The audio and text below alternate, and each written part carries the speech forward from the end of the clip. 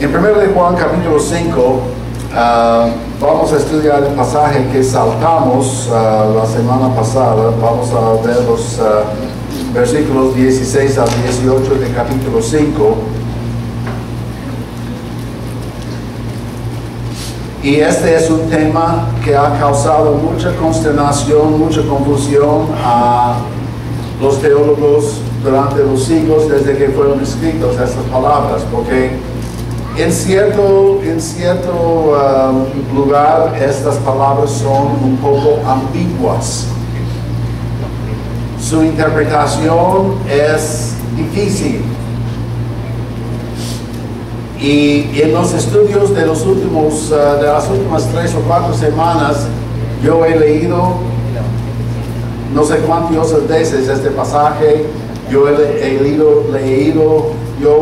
leído comentarios en abundancia acerca de estos 3 versículos, porque son difíciles de captar. Ahora, yo no voy a exponerles a todas estas posibilidades de interpretaciones.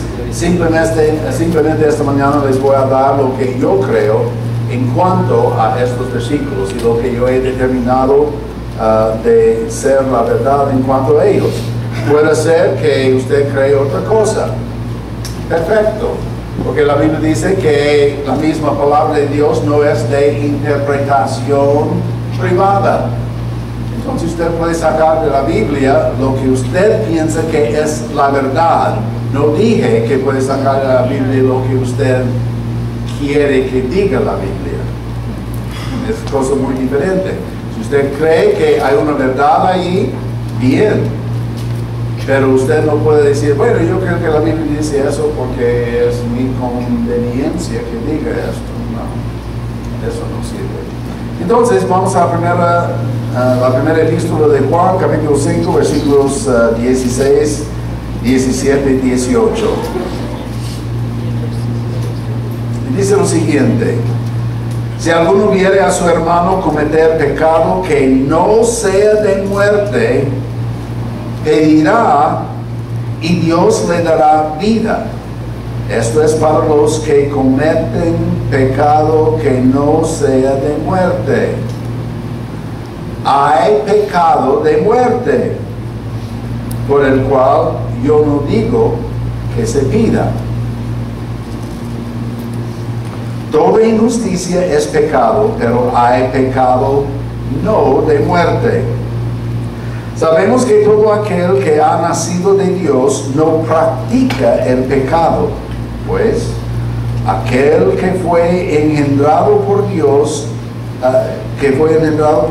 le guarda, y el maligno no le toca.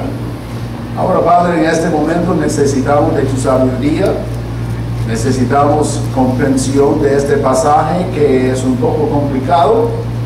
Esperamos que lo que sacamos de este pasaje pueda ser aplicado en nuestra vida y ayudarnos en seguir el camino recto y evitar el pecado en nuestra vida. Bendice a cada persona que está aquí presente. Esperamos que Cristo tenga preeminencia en todo lo que decimos y todo lo que hacemos. Y esto te lo pido en el nombre de Jesús. Amén. Ok. Volvemos a este pasaje y en este pasaje encontramos versículos que han dado a los intérpretes de la Biblia mucha consternación en cuanto a su interpretación. Y a veces hay ciertos pasajes en la Escritura que tenemos que interpretar porque el sentido es un poco escondido o el sentido es difícil de sacar su verdad. Y la razón es el lenguaje que es usado en este pasaje. Vamos a tener que prestar mucha atención a cada palabra, porque cada palabra tiene un significado importante. Entonces, para entender lo que estamos diciendo aquí, tenemos que entender el contexto. Entonces vamos a retroceder 3 versículos, vamos a leer los versículos 13 en adelante. Y Juan dice, estas cosas os he escrito a vosotros que creéis en el nombre del Hijo de Dios, para que sepáis que tenéis vida eterna y para que creáis en el nombre del Hijo de Dios. Ahora estudiamos este versículo, hablamos de la salvación que ya tenemos, ya sabemos que somos salvos, y luego el versículo indica que debemos seguir creyendo, debemos seguir aplicando nuestra fe a los hechos diarios de nuestra vida. Y vemos la indicación de esto en el versículo 14. El versículo 14 dice, y esta es la confianza que tenemos en Él. Confianza. Con fe hay confianza. Y esta es la confianza que tenemos en Él, que si le pedimos alguna cosa conforme a su voluntad, Él nos oye. Y las palabras claves allí son las palabras conforme a su voluntad. Nosotros podemos pedir cualquier cosa, no importa lo que pedimos, pero si no es conforme a la voluntad de Dios, Él no nos va a oír, no va a prestar atención a esta oración. Versículo 15. Y si sabemos que Él nos oye en cualquier cosa que pidamos, sabemos que tenemos ahorita las peticiones que le hayamos hecho pasado. Entonces, en la fe hay una confianza. Tenemos que creer que Dios va a oír nuestras oraciones conforme a su voluntad. Cristo nos dijo en el libro de Juan que si pidamos cualquier cosa, Él nos oye, va a conceder nuestra petición siempre y cuando el Padre va a ser glorificado. Entonces, no debemos pedir cosas egoístamente.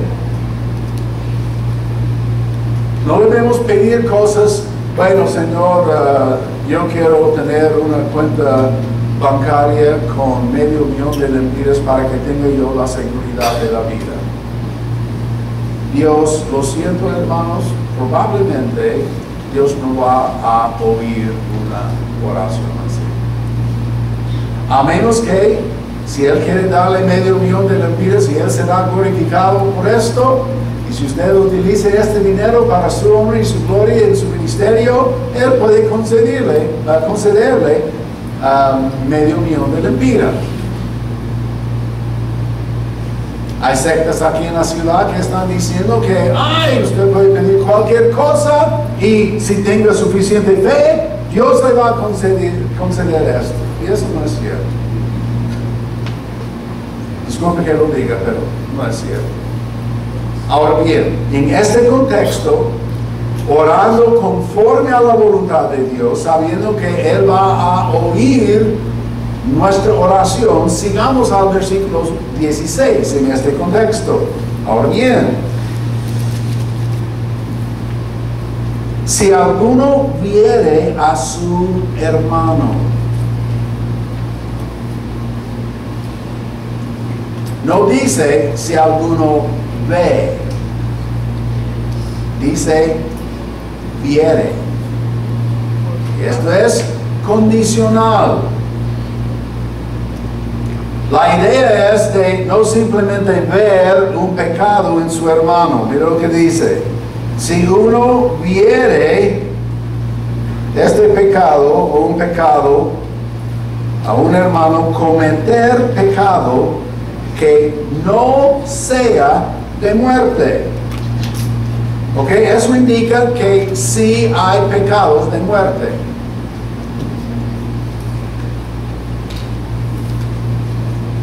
Viere. Y esta palabra viere siempre en el griego es usado en el tiempo perfecto solamente. Si uno viere, quiere decir saber o estar consciente, de tener conocimiento, percibir, ver, estar seguro o observar. Pero la idea es que en el tiempo perfecto es una acción continua o subsiguiente, una cosa que sigue. La idea es, si usted tiene un hermano, conoce un hermano que es constantemente cometiendo un pecado, hay que orar por su hermano. Y este pecado no es un pecado de muerte. Y tenemos que preguntarnos, ¿qué quiere decir pecado de muerte? O pecado no de muerte. Hay pecados que tienen mayores consecuencias. La palabra hermano aquí habla de la palabra adelphas o adelphon en griego y quiere decir del vientre. Pueden ser hermanos de sangre. Espiritualmente tiene una aplicación y la palabra es figuradamente. Wow, esta palabra salió de mi boca, no tropecé sobre la palabra. Quiere decir una sombra o una semejanza. Si una persona tiene un hermano, y la palabra hermano aquí está hablando de hermano en Cristo, hermano en la fe. No está hablando de hermano de sangre. Hay algunos que quieren interpretarlo así, pero esto está hablando de un hermano. Si usted ve, si usted continuamente está observando en un hermano de la fe, un hermano en la fe, cometer un pecado, esto es lo que la frase indica. Eso no quiere decir que tiene que andar buscando, ¿quiénes son los pecadores aquí? Está pecando continuamente. Dios le va a juzgar. No, eso no es nuestra responsabilidad. La palabra dice que no debemos juzgar a los demás para no ser juzgados. ¿Okay? Pero esto es hermano con hermano. Si observamos a un hermano que está pecando, que está haciendo cosas indebidamente. Si vemos a un hermano que está andando un poco fuera de balance por echar sus tragos, estamos hablando de una cosa así. Pecado no de muerte. La palabra dice aquí que hay que pedir. Ahora bien, la palabra aquí no dice cuál pecado específico. No es cierto pecado que uno puede cometer que no es de muerte. Que no sea de muerte el pecado que no resulta en muerte del hermano creyente. No habla de la segunda muerte, no habla del infierno, no habla de perder el alma, simplemente está hablando de muerte terrenal. Ahora bien, voy a dar un ejemplo de un hermano que estaba en nuestra iglesia hace años. Su nombre es Roy Hall.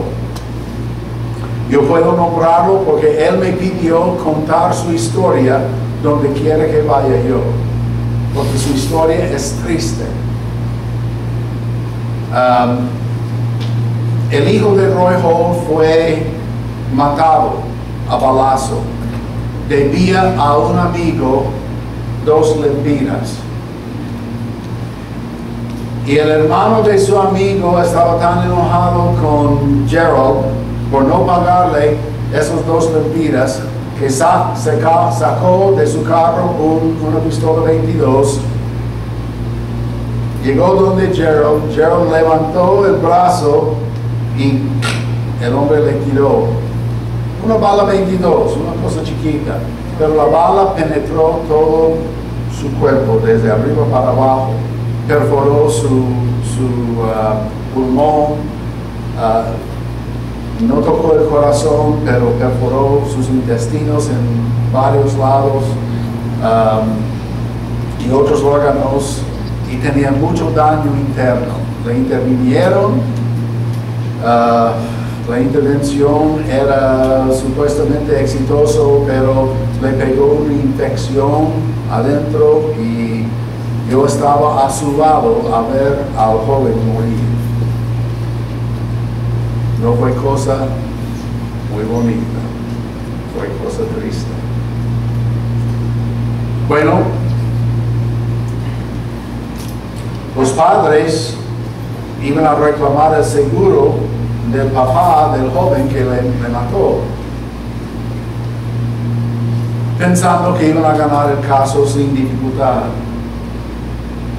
En el cementerio pusieron un gran monumento para su hijo y gastaron miles y miles de lempiras en mármol. Y luego el caso del homicidio llegó a la corte para determinar cuánto iba a pagar el seguro.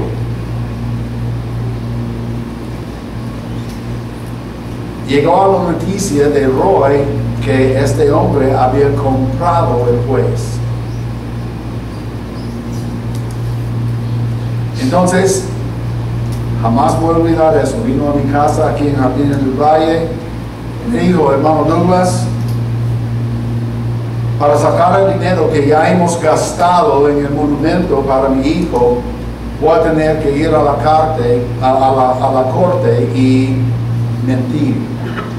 Tengo que mentir para sacar el dinero. Yo dije: Roy, si mientes, Dios no te va a bendecir.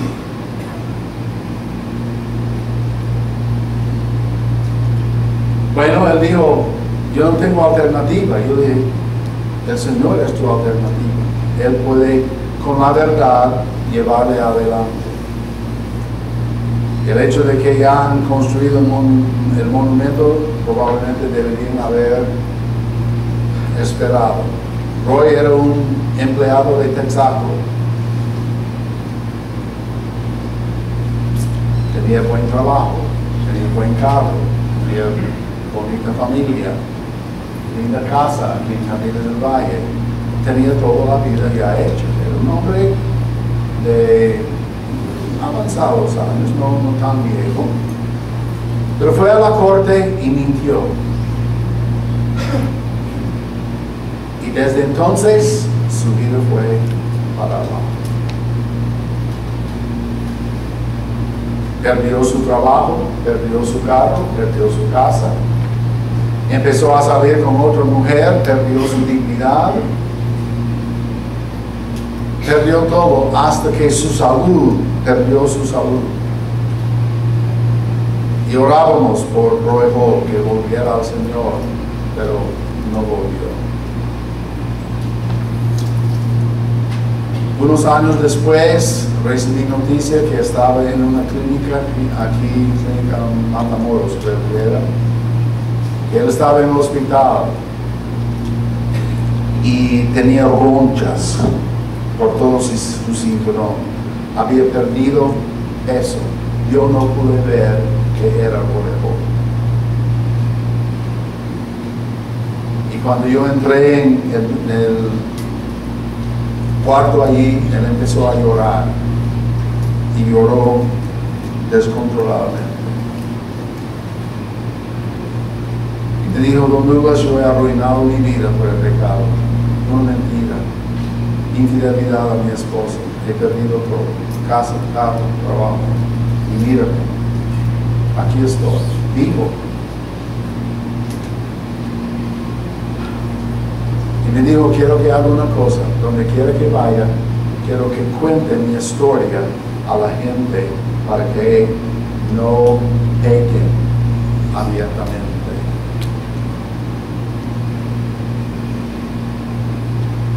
porque el pecado lleva a uno para abajo. Hay pecado no de muerte. El Señor prolongó la vida de Roy Hall, yo no sé, no puedo decir si está vivo o no, pero perdió todo por una mentira. Y un pecado no confesado, no arrepentido, lleva a otro pecado, y otro, y otro, y otro. Entonces, hay pecado no de muerte, y el Señor dice que hay que pedir para que el Señor le dé vida. No está hablando de vida eterna, está hablando de más vida aquí en la tierra.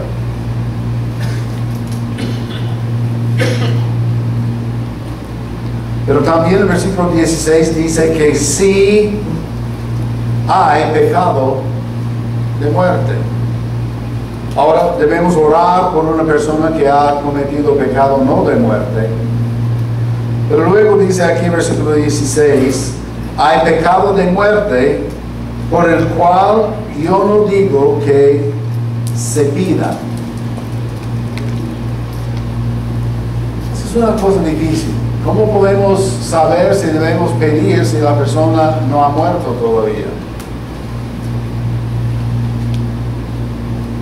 Y la respuesta es, si la persona no se arrepiente y sigue continuamente en este pecado, corre el riesgo de morir. Y puede ser una cosa repentina. Hay algunas personas que dicen que es un pecado particular y usarán como ejemplo el pecado imperdonable. Pero el pecado imperdonable no puede ser cometido por creyentes, porque el pecado imperdonable es rechazar al Espíritu Santo cuando el Espíritu Santo está convenciendo a una persona en cuanto a su pecado y su necesidad de recibir a Jesucristo como Salvador. Y la persona que rechaza esta convicción del Espíritu, su pecado es imperdonable. Uno no puede ser perdonado si no recibe a Jesucristo como Salvador. Y si uno rechaza al Espíritu Santo en este sentido, su pecado es imperdonable. Entonces, no está hablando de un pecado en particular y no puede estar hablando del pecado imperdonable, porque el creyente ya es creyente y no puede rechazar al Espíritu Santo para no recibir a Cristo como Salvador. En el libro de Hechos, capítulo 5, y vamos a ver allí, si quiere buscar en su Biblia, Hechos, capítulo 5.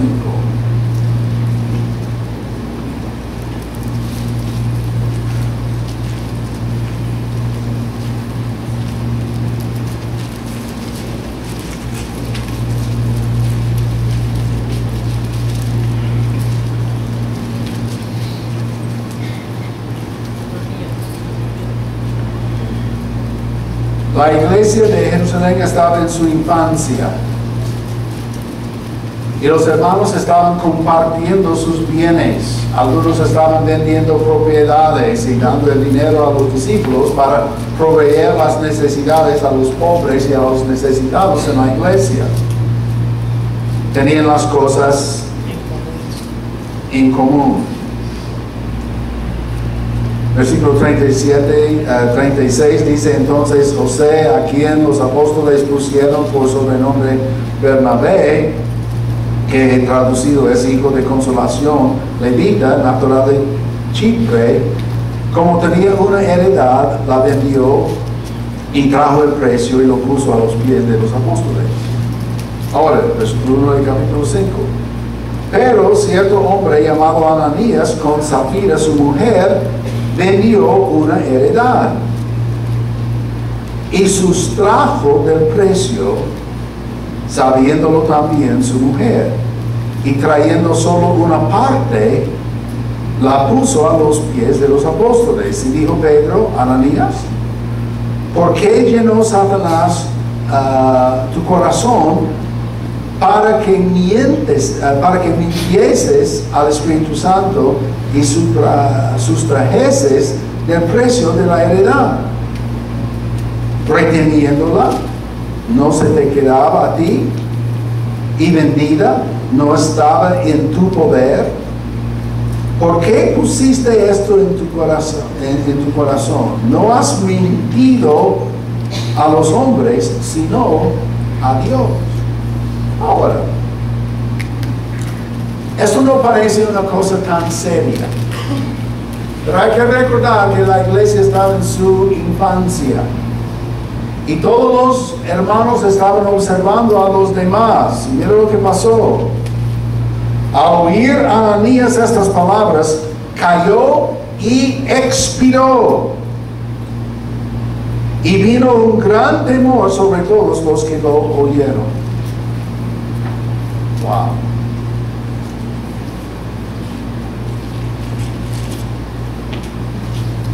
Pecado de muerte. Muerte repentino. Pero la historia no termina ahí. Y levantándose los jóvenes, lo envolvieron y sacándolo, lo sepultaron.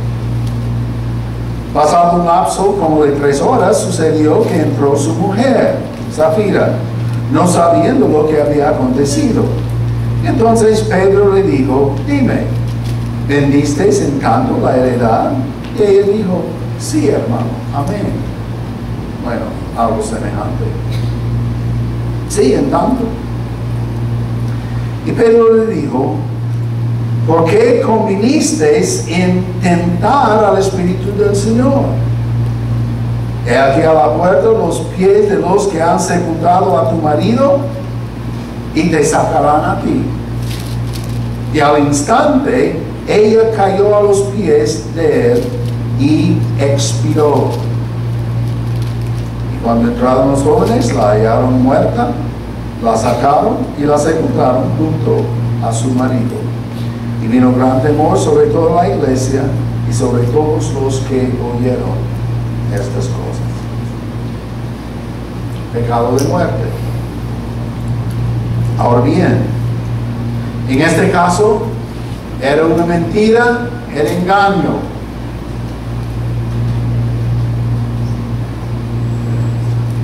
No todas las personas que mienten van a morir.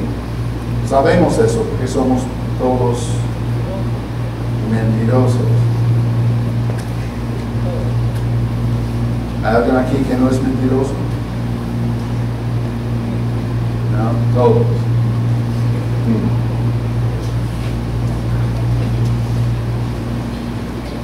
Teníamos a otro miembro de nuestra iglesia, hombre muy respetado en la comunidad, tenía buen trabajo. Dijo que iba a estar fuera del país 10 días y desapareció. Dijimos que íbamos a orar por él en su viaje y todo eso, y empezamos a orar. 4 días después de su supuesta ida, yo estaba manejando por el monumento de la madre y yo vi a este hombre manejando su carro aquí en la ciudad, y es supuestamente en Panamá. Bueno, yo estaba un poco sorprendido porque yo pensaba que había ido del país. Al fin de los 10 días apareció feliz, contento, contando que tenía un viaje exitoso y todo eso. Me acerqué a él después y yo le dije, y la cosa más curiosa, porque hace 6 días atrás yo estoy seguro que yo te vi manejando tu carro ahí por el monumento de la madre. Y él dijo, no podía ser yo estaba en Panamá. Y yo dije, no, eras tú y era tu carro, sin duda. Y tú andabas aquí en la ciudad. No fui yo.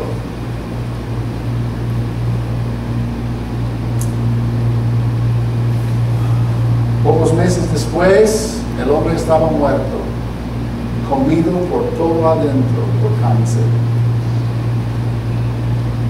Nunca se arrepintió, nunca admitió la verdad, y averiguamos que él había tenido otra mujer aquí en la ciudad, estaba manteniéndola en otro lado de la ciudad, y que él pasó 10 días con ella, no en Panamá, en San Pedro Sula. Y el Señor dijo, ya estuvo.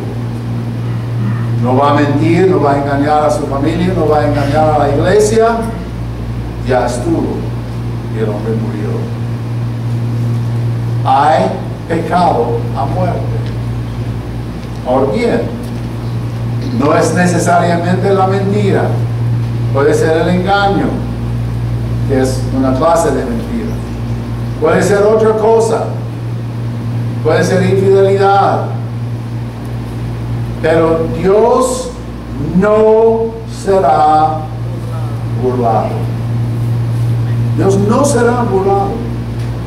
En el momento que usted piensa que está engañando a todos, que está escondiendo su pecado, Dios dice, ya estuvo, no más. Y viene la muerte.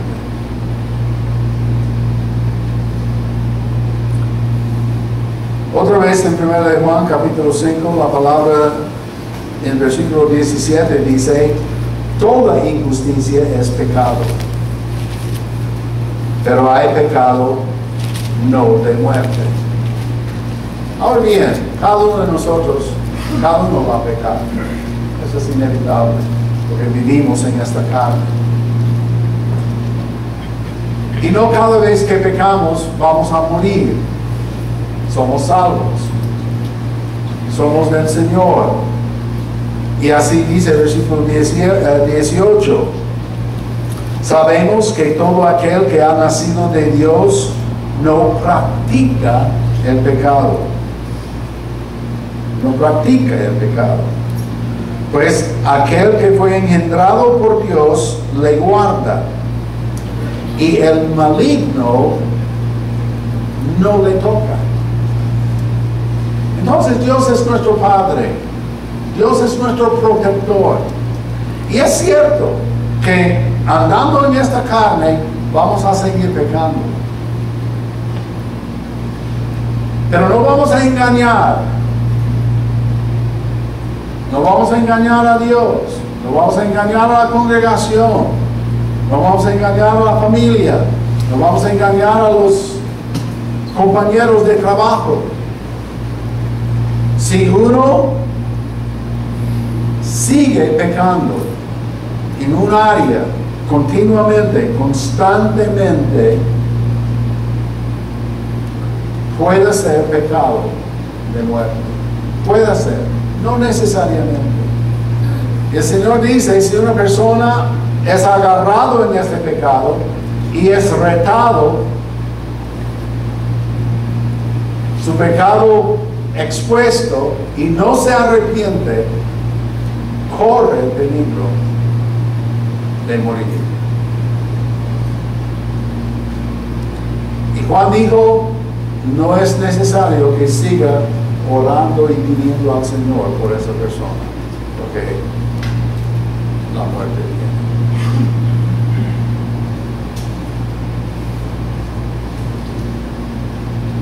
Los creyentes difícilmente vamos a practicar pecado, porque tenemos un Padre en el cielo. Y el Hijo de Dios goza de la protección del Padre. En el libro de Hebreos, capítulo 12, versículos 4 a 13, y vamos a terminar con esto. Hebreos capítulo 12, versículos 4 a 13. Presten mucha atención a estas palabras, porque son importantes. Pues todavía no habéis resistido hasta la sangre, combatiendo contra el pecado. Y habéis ya olvidado la exhortación que se os dirige como a hijos. Hijo mío, No tengas en poco la disciplina del Señor, ni desmayes cuando seas reprendido por Él. Porque el Señor disciplina al que ama y castiga a todo el que recibe como hijo. Permanecer bajo la disciplina. ¿A quién le gusta la disciplina? ¿Quiere seguir adelante? ¿Quiere seguir vivo? ¿No quiere cometer el pecado de muerte? Hay que aceptar, hay que recibir la disciplina. Permanecer bajo la disciplina. Dios os está tratando como a hijos. Porque, ¿qué hijo es aquel a quien su padre no disciplina? Pero si estáis sin la disciplina de la cual todos han sido participantes, entonces sois ilegítimos, y en su Biblia probablemente dice bastardos, y no hijos. Además, teníamos a nuestros padres carnales que nos disciplinaban y les respetábamos. ¿No obedeceremos con mayor razón al Padre de los Espíritus y viviremos?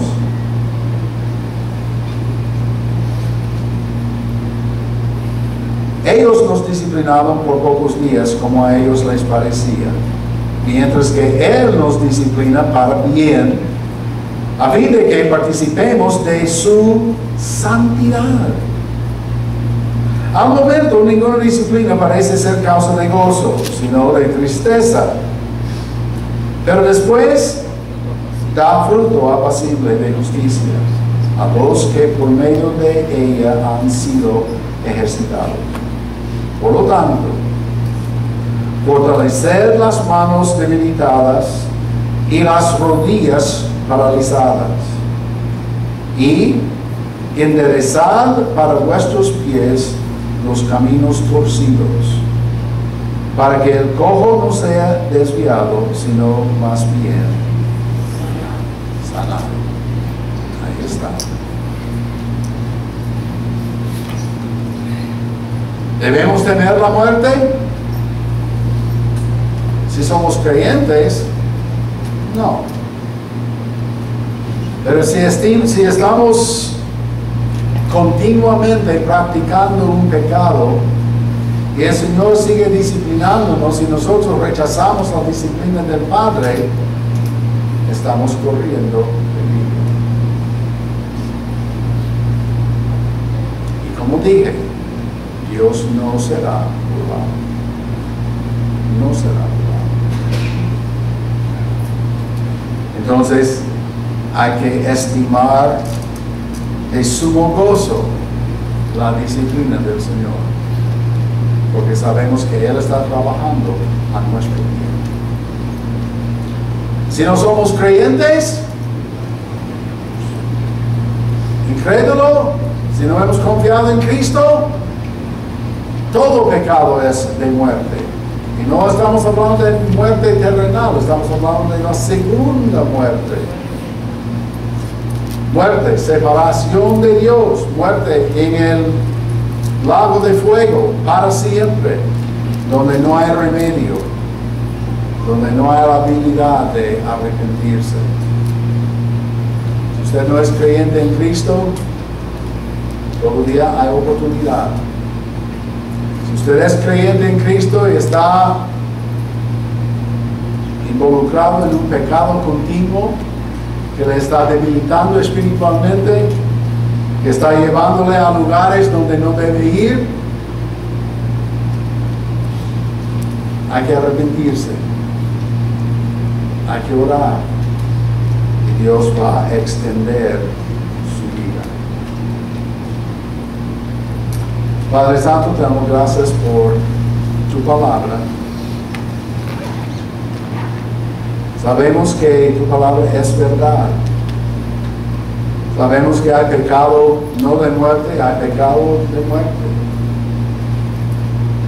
Tenemos que tener mucho cuidado como hijos tuyos en no cometer pecados de muerte.